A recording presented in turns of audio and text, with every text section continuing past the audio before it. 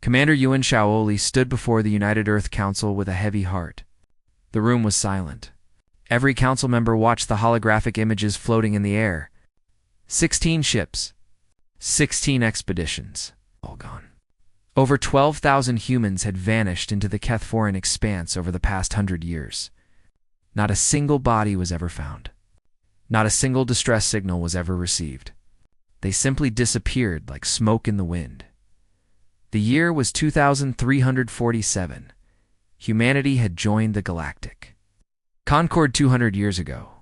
The Concord was a coalition of 4,000 alien species. They had maintained peace across the galaxy for 12,000 years. To them, humans were newcomers. Young, aggressive, strange. The other species tolerated Earth because humans were useful. They were good fighters and creative problem solvers. But nobody really trusted them. Shaoli pressed a button on her console. The holographic display changed. Now it showed a star map with a dark region marked in red. The Kethforan expanse. Every spacefaring species knew to avoid it. Ships went in. Ships did not come out. The Concord called it a natural hazard zone. They said spatial anomalies made navigation impossible. They said radiation storms destroyed equipment. They said it was simply too dangerous. But Shaoli had evidence that told a different story. She played a recording for the council. It was a fragment recovered from an old probe that had drifted out of the expanse decades ago. The audio was broken and filled with static. But through the noise, they could hear human voices, screaming, begging. And beneath those terrible sounds, something else was speaking. It was not human. It was not any language the computers could identify. It was cold and empty and hungry. The council members shifted uncomfortably in their seats. Some looked away.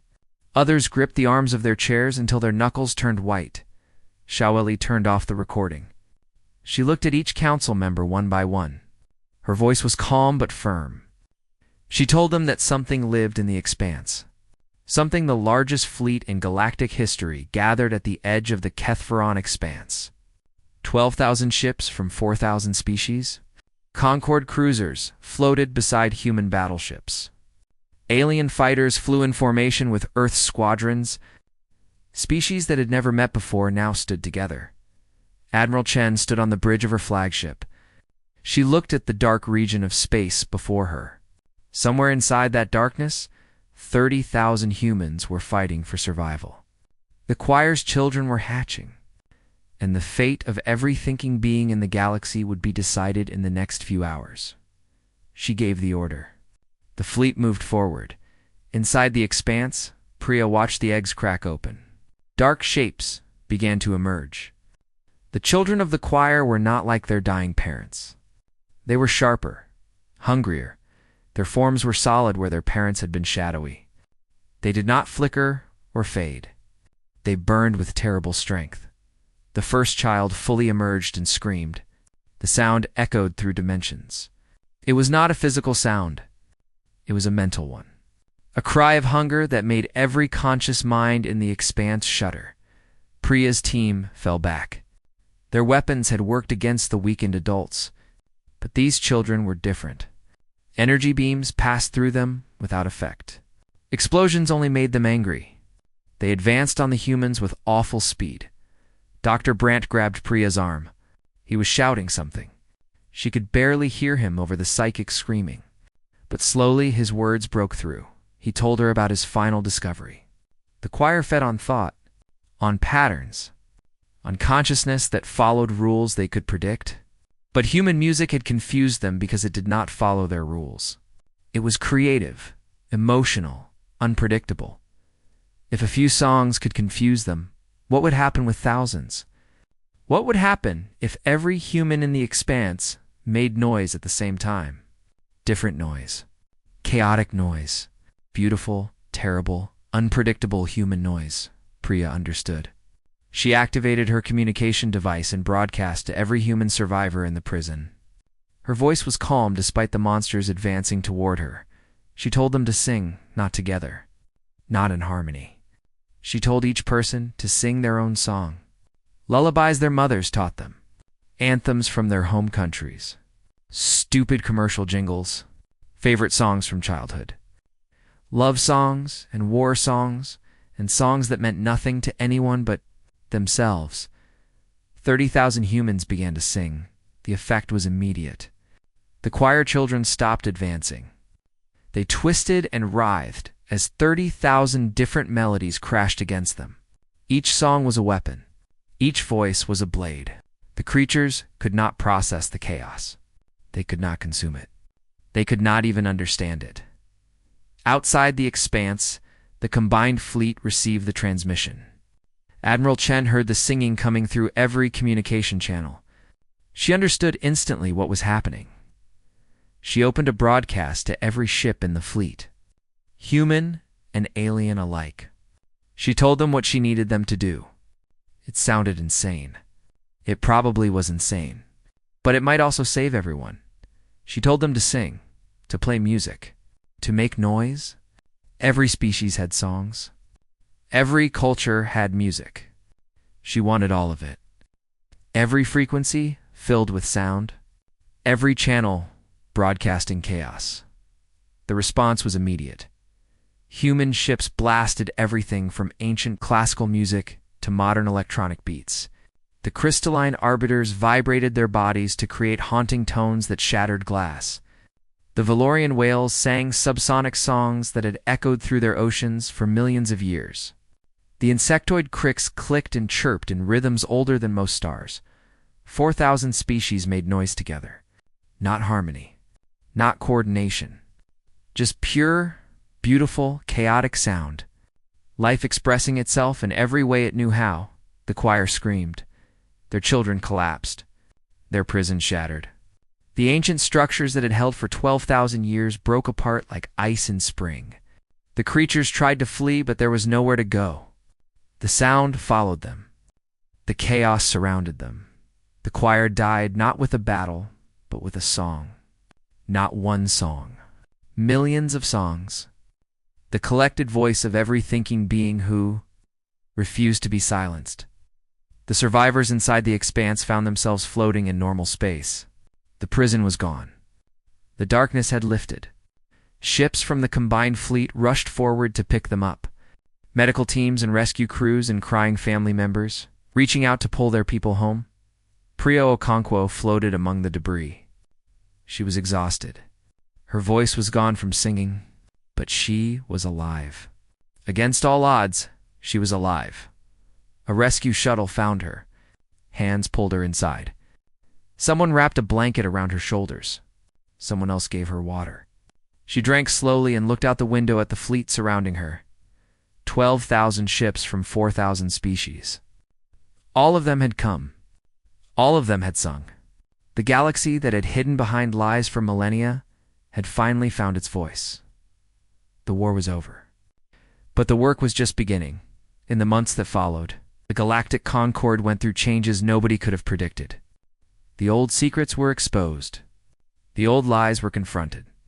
Species that had been deceived for generations demanded explanations and apologies. Vorentha spoke before the Reformed Council. He admitted everything his people had done. He did not ask for forgiveness because some things could not be forgiven. He only promised that it would never happen again. Truth would replace lies. Openness would replace secrets.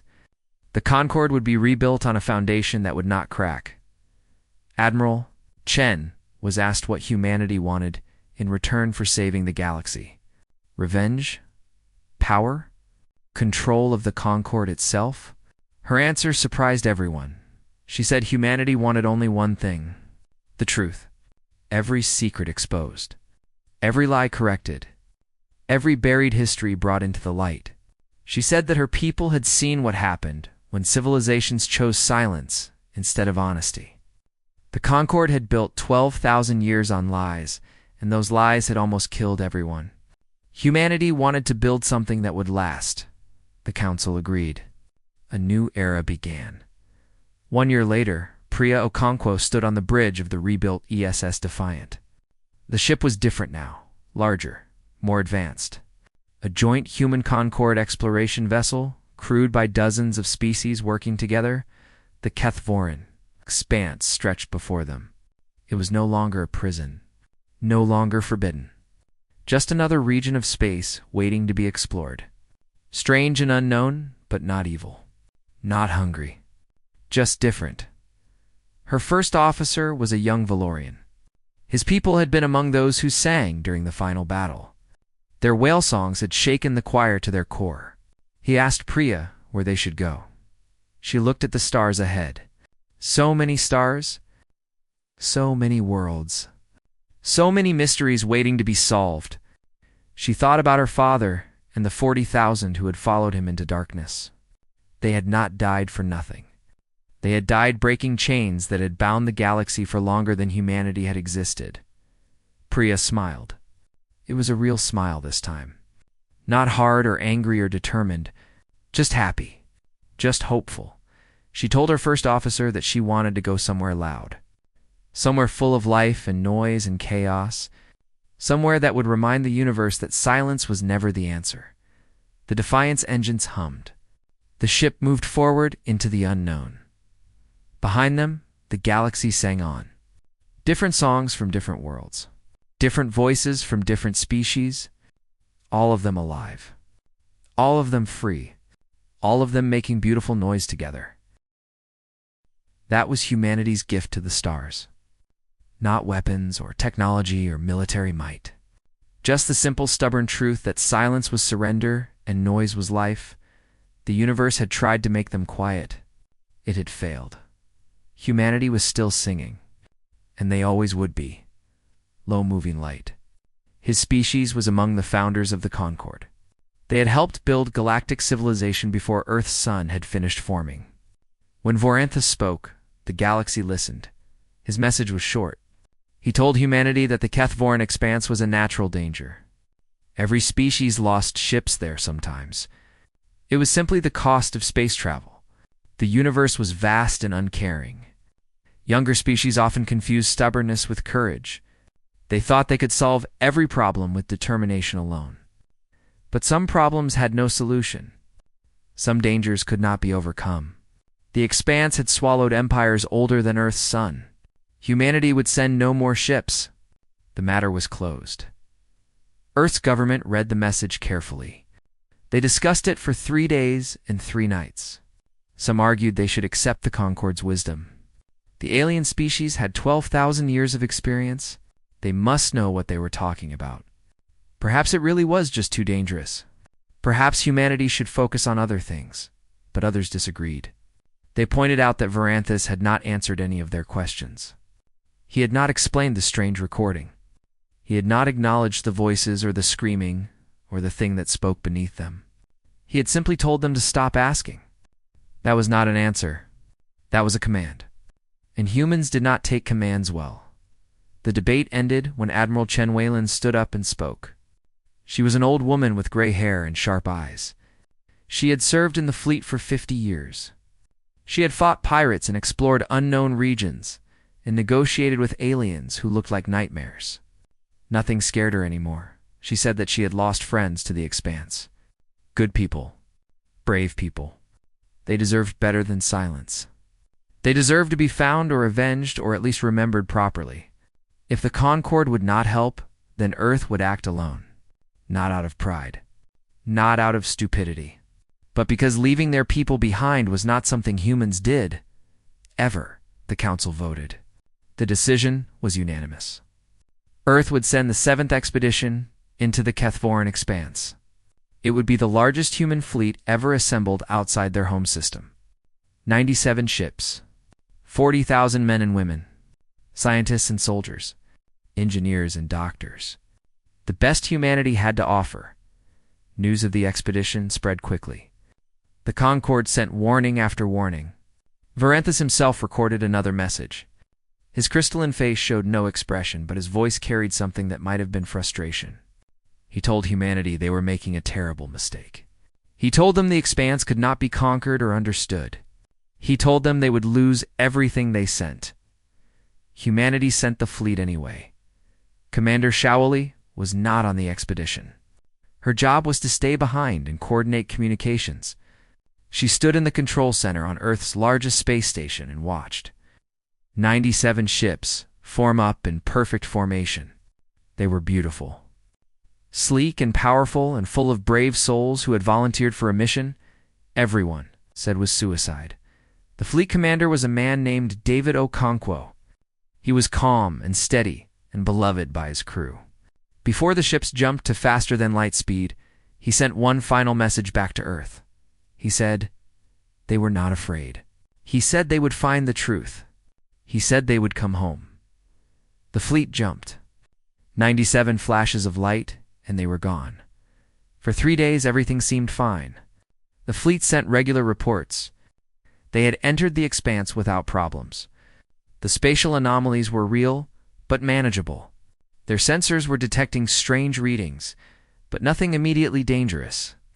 They were making progress. They were hopeful. Then the reports stopped. Shaoli waited at her console for hours. She sent message after message. She tried every frequency. She boosted the signal until the equipment nearly overheated. Nothing came back. Not static. Not fragments. Just silence. Complete and absolute silence. Across the galaxy, Varanthas received news of the fleet's disappearance. He stood in his ancient chamber, surrounded by light and crystal and the weight of 12,000 years. His advisors expected him to feel satisfied. They expected him to say that humanity had learned its lesson, that young species always did eventually, but Varanthas felt something else. Something his species had not experienced in eons. His crystalline body hummed with a frequency that his people associated with uncertainty, with worry, with fear. He had watched many species challenge the expanse. He had watched them all fail. They always sent a few ships. They lost them. They mourned. They moved on. That was the pattern. That was how it always went, but humans had not sent a few ships. They had sent an armada. 40,000 minds. 40,000 burning points of consciousness. All pouring into a place that fed on such things. Varanthas wondered what would happen when the things in the expanse tried to consume them. He wondered if the darkness could swallow that much stubborn human defiance, for the first time in centuries. The High Arbiter did not know the answer, and that uncertainty kept him awake through the long galactic night. On Earth, Commander Shaoli stared at her silent console. The screen showed nothing but emptiness where 97 ships should have been. 40,000 people. Gone. Just like all the others before them. Her hands trembled, but her eyes were dry. She had no more tears left. Only questions. Only determination. Only the cold certainty that this was not over. The 7th expedition had vanished. But humanity was not finished asking questions. Not by a long way. Lieutenant Commander Priya Okonkwo opened her eyes slowly. Pain shot through her skull like lightning. The emergency lights above her flickered red and orange. She was lying on a cold metal floor that felt wrong somehow. The angles were strange. The walls bent in ways that made her stomach turn. She remembered the attack. She remembered alarms, screaming, and crew members running and something dark moving through the ship like oil sliding through water. She remembered trying to reach her father on the bridge. Then nothing. Just blackness. Priya forced herself to sit up. Her uniform was torn and covered in dried blood. She did not know if the blood was hers. She touched her face and found a cut above her eyebrow. It had stopped bleeding. She was alive. That was more than she expected. The corridor around her made no sense. Doors that should lead to rooms now opened onto other corridors. A stairway went up, and then somehow came back down to the same level. The ship had been twisted, broken, rebuilt into something wrong. She heard voices in the distance. Human voices. Priya followed them carefully, keeping one hand on the wall for balance. The metal felt warm under her fingers. Almost alive, she found them in what used to be the mess hall. 17 people sat in small groups on the floor. Some were injured. Some were crying quietly. All of them looked broken. They came from different ships. Priya recognized uniforms from the science vessel Curie and the battleship Thermopylae, and 3 other ships whose crews she did not know. A man with gray hair and tired eyes noticed her first. He introduced himself as Dr. Emil Brandt. He was the chief science officer from the research ship Newton. He had been studying the Expanse's readings when everything went wrong. Now he was trying to understand what had happened to them. Priya asked about her father, David Okonkwo. The fleet commander? Had anyone seen him? The survivors looked at each other with sad eyes. Nobody answered. That silence told Priya everything she needed to know. She felt something crack inside her chest, but she did not cry. There would be time for grief later. Right now, she needed information. Dr. Brandt explained what he had learned. He spoke slowly and carefully. What he said changed everything. The Kethforan Expanse was not a natural hazard zone. It was a prison. 12,000 years ago, when the Galactic Concord was first being formed, the founding species faced a terrible enemy. They called it the Hollow Choir. These creatures were not made of matter like normal beings. They existed between dimensions. They could move through walls and pass through shields. They fed on conscious thought, on minds, on the very essence of thinking beings. The ancient species could not destroy the choir. The creatures were too powerful, too different, so instead they trapped them. They used technology and rituals that no longer existed.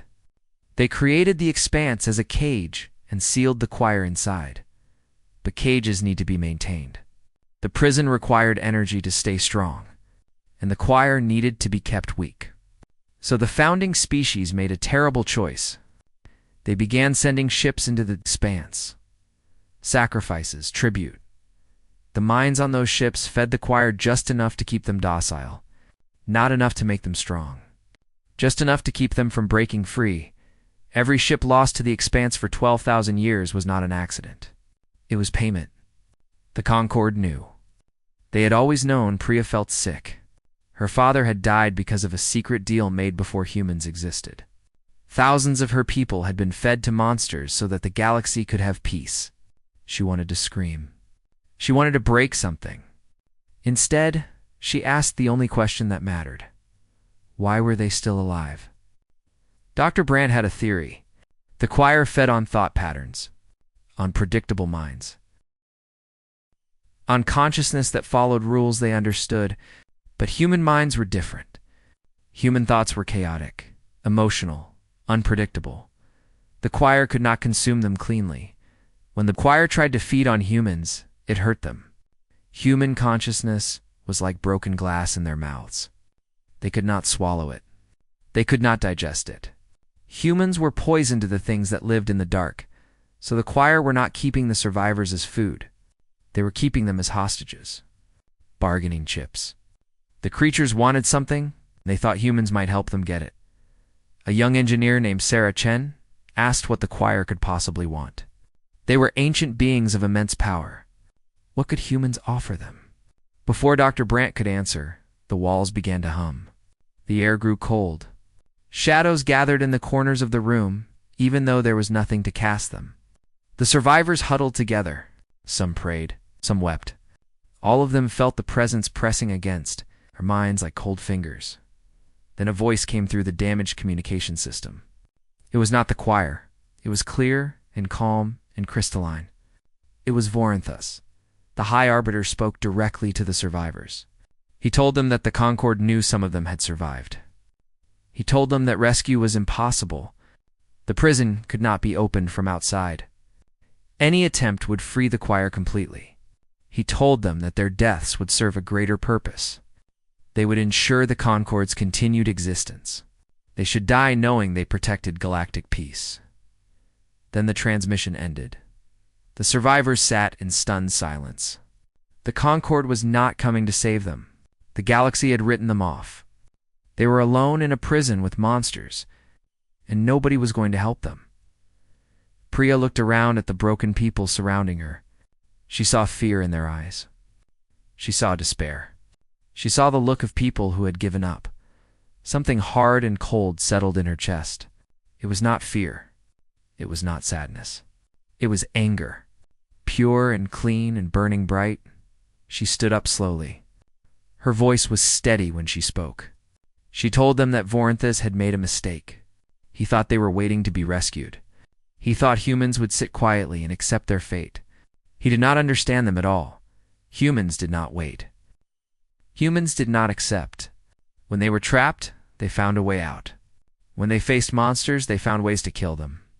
When the universe told them something was impossible, they proved the universe wrong. The Concord had spent 12,000 years feeding people to darkness. They had built their peace on lies and sacrifice. They thought humans would be just another payment. They were wrong. Priya told the survivors that they were not victims. They were not tribute. They were 40,000 angry humans trapped behind enemy lines. And they were going to find a way out. Not by waiting for rescue, not by hoping for mercy, but by fighting, by thinking, by being exactly what the choir could not handle. Dr. Brandt looked at her with something like hope in his tired eyes. He asked what she wanted to do. Priya smiled. It was not a kind smile.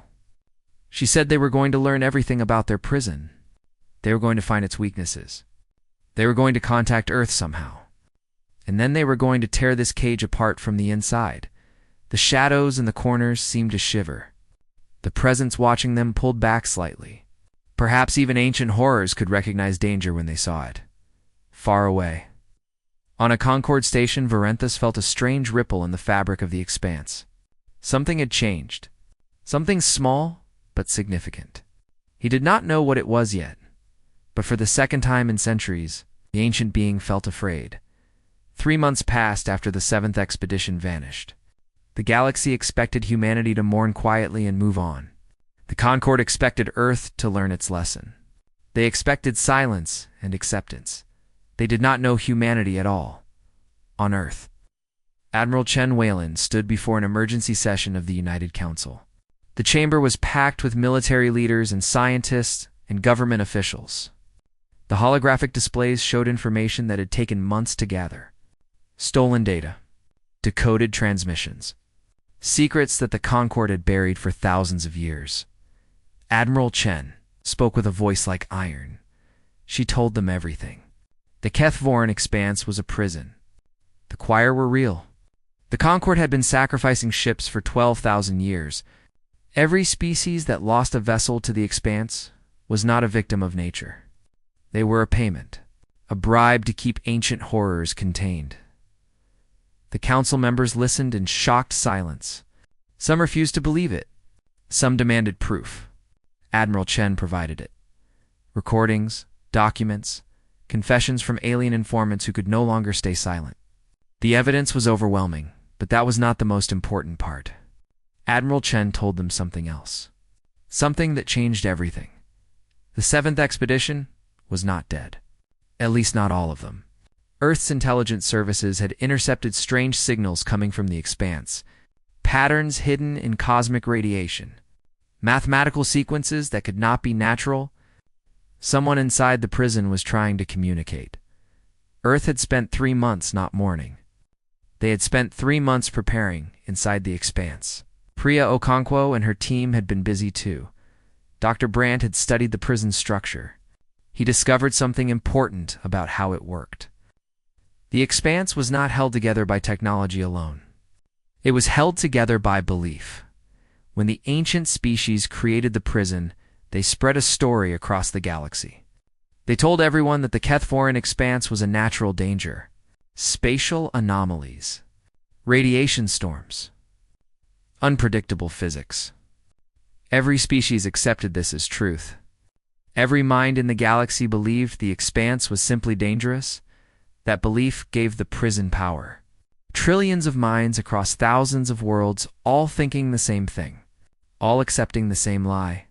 Their collective certainty made the cage stronger, but humans had not been part of the original agreement. When humans entered the expanse, they did not believe it was unbeatable. They believed it was a problem to solve, a challenge to overcome.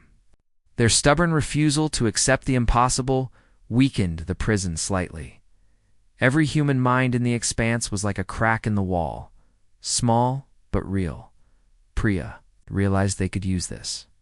If they could contact Earth and expose the truth to the galaxy, the prison would weaken further. Enough cracks and the whole thing might break. The choir would escape, but so would the humans. And unlike the choir, humans would be ready to fight. The problem was communication. The choir watched everything inside the prison.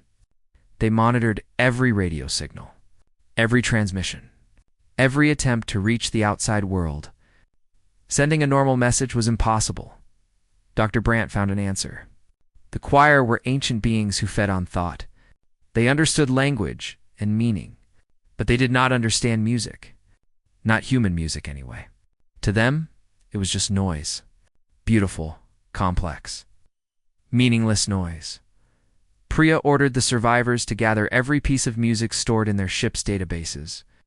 Classical symphonies, old folk songs, pop music from 100 years ago, jazz and rock and electronic dance beats. They had thousands of hours of human sound. They hid mathematical patterns inside the music, coordinates, information, a message that would sound like nothing to the choir but would mean everything to Earth. Sarah Chen, the young engineer, built a transmitter from damaged ship parts. It was crude and weak, but it only needed to send one signal, one burst of music carrying one hidden message. They transmitted on a frequency that choir perceived as worthless background noise. Beethoven's Ninth Symphony echoed through dimensions, carrying secrets in its notes. On Earth, a young technician noticed something strange in the cosmic background radiation. Music. Human music. She almost dismissed it as a glitch. But something made her look closer. She found the patterns. She decoded the message. 40,000 people were alive. They were trapped but not beaten. They knew the truth about the expanse. And they had a plan. Admiral Chin received the decoded message within the hour. She read it 3 times to make sure she understood. Then she smiled. It was a dangerous smile. A warrior's smile. She gave orders immediately. Every communication channel in Concord space was about to receive a transmission. It would violate 17 treaties and probably start a diplomatic incident that would last decades. She did not care. The broadcast went out simultaneously to every corner of the galaxy. Admiral Chin's face appeared on screens and holograms and neural interfaces across 4,000 worlds. Her voice was calm and clear. She told them everything. The prison, the choir, the tribute, 12,000 years of lies. Species who thought they lost ships to natural disasters had actually been sacrificed to feed monsters. The peaceful Concord was built on a foundation of horror. She ended with a declaration that made Parenthas and every Concord leader freeze in shock. You fed our people to darkness and called it peace. You built your civilization on lies and called it wisdom. The Concord chose silence. Humanity chooses noise. We know the truth now. Everyone knows. And we are coming to break your prison and free our people. You can help us, or you can stay out of our way. But you cannot stop us. Nothing stops humanity when we decide to bring our people home. The message ended. Across the galaxy, chaos erupted. Species who had lost ships to the expanse began asking questions. Governments demanded answers from the Concord's High Council. Protests broke out on 100 worlds. The comfortable lie that had held everything together for millennia began to crack. Deep in the expanse, the choir felt the prison weaken. More cracks spreading through their cage. More minds refusing to believe in their containment. They were ancient and patient. But even they could feel something changing. For the first time in 12,000 years, they did something new. They reached out beyond the prison, not to their captives. To the Concord itself, their voice echoed through dimensions. Cold and empty and terrible. You promised us silence. You promised us tribute. You promised no one would ever know. The agreement is broken. The bargain is void. The message arrived on Concord stations and Concord ships and Concord worlds. We are coming. Varantha stood in his ancient chamber as warnings flooded in from every corner of the galaxy. The choir were pushing against their prison. The barrier was weakening. Soon, they would break free, and somewhere in the darkness, 40,000 humans were still fighting. Still planning, still refusing to accept that they could not win. The High Arbiter realized that he had made a terrible mistake. He had underestimated a species that had existed for only a fraction of his lifetime. He had assumed they would break like all the others. He was wrong. Humans did not break. They broke everything else instead. The war was beginning, and nothing in the galaxy would ever be the same. The truth spread like fire through dry grass. Every world in the Galactic Concord was talking about humanity's broadcast. Every species was asking questions their leaders could not answer. The comfortable peace that had lasted 12,000 years was falling apart. Varenthus. It's called an emergency meeting of the High Council. Representatives from the oldest species gathered in the Great Chamber. They argued and blamed each other. Some wanted to deny everything. Some wanted to silence humanity permanently. Some simply wanted to hide until the storm passed. None of them knew what to do. They had kept the secret for so long that they had forgotten how to tell the truth. While they argued, the choir began to escape. It started slowly. Small tears in the fabric of the prison. Shadows appearing where shadows should not be. Cold spots on space stations that made people shiver. Then came the larger breaches. Choir entities emerging from the expanse and drifting toward populated worlds. The first attack hit a colony on the edge of Concord space. A mining world with 3 million people. The choir appeared in the night. Dark shapes that moved through walls and floors. They reached into sleeping mines and began to feed. But something strange happened. The miners fought back. Before humanity's broadcast, everyone believed the choir were unstoppable. Ancient beings of terrible power. Fighting them was pointless. But now people knew the truth. The choir were just creatures. Old and strange, but not gods. Not invincible. Just another problem to solve. The miners organized defenses. They discovered that bright lights hurt the choir. Loud sounds confused them. Strong emotions made them hesitate. The creatures that had terrified the galaxy for millennia could be damaged, could be driven back, could be killed. Word spread quickly. The choir were weaker than the old stories claimed. Dr. Brandt's theory was correct. The creatures had fed on belief as much as consciousness. With billions of minds now doubting their power, the choir were shadows of what they once were. But they were still dangerous. They were still hungry, and more of them were escaping every day. The Concord's military tried to contain the threat, but 12,000 years of peace had made them soft. They had forgotten how to fight a real war.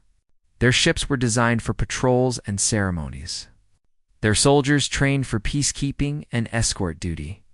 They were not ready for an enemy that could pass through shields and armor, like mist through fingers. Humanity was different. Earth sent ships immediately, not to attack the Concord, not to seek revenge, but to protect the worlds being attacked by the choir. Human vessels arrived at colony after colony. Their crews ready to fight. Private First Class Marcus Webb became famous across the galaxy for something he said during a battle. A choir entity had manifested in front of his squad on a Concord agricultural world. It was a towering thing of shadow and whispers. His alien allies were paralyzed with ancient fear. Webb raised his weapon and grinned. "I've worked retail during holiday sales. You're not even in my top 10 worst days." Then he opened fire. Human soldiers fought the choir with weapons and lights and sheer stubborn fury. They played loud music during battles. They shouted and laughed and cursed. They refused to show fear because showing fear was what the choir wanted. And humans were very good at refusing to give enemies what they wanted. Concord species watched in amazement as humans drove back, creatures that had haunted their nightmares for generations. The young species that they had looked down on was now saving their worlds. Inside the expanse, Priya led the survivors deeper into the prison. They were not waiting for rescue anymore. They were hunting. The prison had a center, a heart where the original choir had been sealed. If they could reach it, they might find a way to destroy the creatures permanently. The journey was dangerous. The deeper they went, the stranger the prison became. Space folded in on itself. Time moved differently from one corridor to the next. Some of the survivors were lost in mazes that seemed to have no end. Others went mad from the whispers that echoed constantly in the walls. But Priya pushed forward. She would not stop. She would not rest.